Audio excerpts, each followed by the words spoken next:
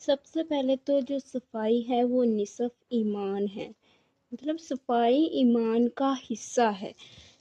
تو اگر صفائی نہیں کریں گے تو ایمان بھی ادھورا ہے۔ تو سب سے پہلے تو ہمیں اپنے دل کی صفائی کرنی چاہیے، پھر ہی اس میں کوئی اچھی بات بیٹھے گی۔ اگر ہم اپنے دل کی صفائی ہی نہیں کریں گے تو پھر اس میں کوئی اچھی بات بیٹھ ہی نہیں سکتی، قطعاً نہیں بیٹھ سکتی۔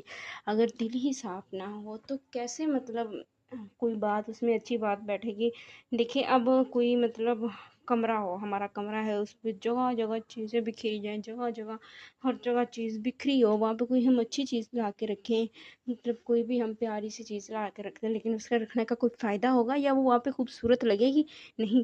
اسی طرح جب تک دل صاف نہیں ہوگا اول تو کوئی مطلب اچھائی آ نہیں سکتی، تو اگر آ جائے گی مطلب دیکھیں اب یہ پورا یہ دیکھیں یہ سارا اب آپ کو یہاں پہ